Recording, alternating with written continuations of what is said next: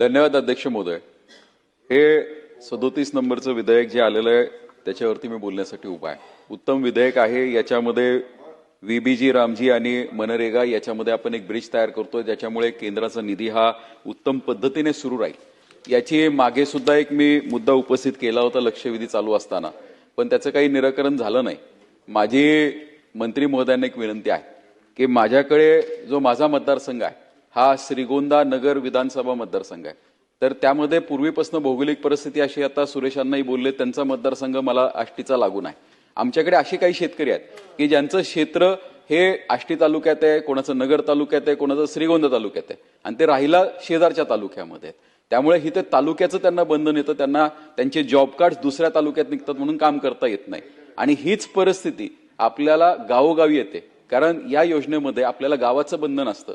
त्यामुळे माझं job card जर समजा एका गावामध्ये निघत असेल आणि क्षेत्र शेजारच्या गावामध्ये येत असेल, कारण माझ्याकडे असंख्य अशी गावं आहेत, म्हणजे आजनूज आनंदवाडी असेल, आणि ह्या गावांमध्ये अडचण अशी होते की जॉब कार्ड्स युटिलाइज करता येत नाही. त्यामुळे हे गावाचं बंधन आपण कसं काढू शकतो. आणि मगाशी आपण उल्लेख केलेला आहे रेंजचं बोललेलं, त्यामुळे मी परत काही बोलणार नाही.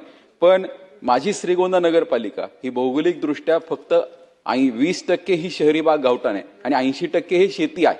त्यामुळे या ठिकाणी लोकांना कोणत्याही योजनांचा लाभ होत नाही. आणि याच्या व्यतिरिक्त काही शेतकरी असे आहेत की ज्यांचं क्षेत्र हे शेजारच्या वेळूसारख्या गावामध्ये आहेत, इतर छोटी मोठी गावं आहेत, पण ते राहिला शहरात असल्यामुळे त्यांचे जॉब कार्ड्स युटिलाइज करता येत नाही. तर ह्याला जॉब कार्ड्स आपल्याला गावाची मर्यादा न ठेवणं, आणि मागे आपण म्हणाला होता की शेजारच्या गावात काम करता येईल, तर तशी खाली नोटिफिकेशन कोणतं आलं नाही. ते जर आपण नोटिफिकेशन दिलं तर नक्कीच याचा फायदा जास्तीत जास्त लोकांना होऊ शकेल. मंत्री महोदय, याचा मुद्दा असा आहे, आपण जे आता सांगितलेलं आहे मगाशी आम्ही त्याचा खुलासा केला, आपण होतात नव्हतात माहिती नाही. कारण ज्या नगरपंचायती झालेल्या आहेत ह्या पूर्वी ग्रामपंचायती होत्या. त्याच्यामुळे तुम्ही म्हणताय ते बरोबर आहे की 20% शहरी भाग आणि 80% ग्रामीण भाग. तर त्यासाठी आम्ही तो करतोय, त्याच्यामध्ये बैठक लावतोय आम्ही. आणि ह्याच्यामध्ये मगाशी दत्त साहेबांनी पण तेच सांगितलं, समोरी आपल्या मंडळीने सगळ्यांनी सांगितलेलं आहे, याची दखल आम्ही घेतलेली आहे. त्यामुळे त्याची तुम्ही कोणी काळजी करायचं कारण नाही आहे. कारण आपल्याला हा ग्रामीण भाग जर सुजलाम सुफलाम करायचा असेल तर काही अटी शर्ती पाठीपुढे कराव्या लागतील.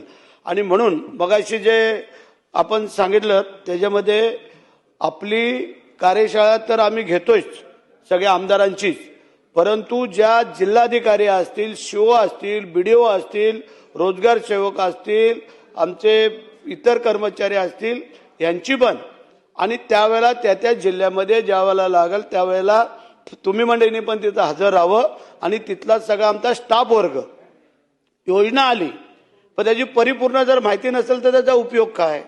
आणि म्हणून करता ही योजना तळागाळापर्यंत पोहोचवण्याचं काम आपण करूया. आणि हा जी पहिले उद्या आता त्याला मंजुरी मिळते, ते संपूर्ण देशभर उद्या व्हीबीजी रामजी ही योजना लागू होते. परवा त्याचं आम्ही उद्घाटन करतोय पालघरला. तसं आम्ही त्या दिवशी सगळ्यांना काही पत्र देऊन सांगितलं होतं की प्रत्येक मंत्र्यांनी पण, पालकमंत्र्यांनी आपापल्या जिल्ह्यामध्ये जाऊन या योजनेचा शुभारंभ करावा. पण अधिवेशन असल्यामुळे सगळ्यांना जाता येणार नाही, आम्हाला कल्पना आहे. परंतु कार्यशाळा ही निश्चितच करतो आम्ही. आणि नुसती आपली कार्यशाळा नाही आहे, जे खाली तळागाळात काम करणारे आहेत त्या अगदी सरपंचांसहित सगळ्यांचीच कार्यशाळा घेऊन याला व्यवस्थित आणतो आम्ही. आणि जर काय कुठल्या त्रुटी असतील तुम्ही आम्हाला भेटून त्या सांगा, त्याच्यामध्ये आपण निश्चित सुधारणा घेऊ, त्याची दखल घेतली जाईल. चला, प्रश्न असा आहे की ते बरोबर आहे, शेजारच्या गावाचं जॉब कार्ड आपण राहतो इकडे, जागा तिकडे, ह्या ज्या काय आहेत ह्याची पण आपण बसून त्याच्यावरती मार्ग काढूया. कारण ते काढणं क्रमप्राप्त आहे आणि ते आम्ही करतो. चला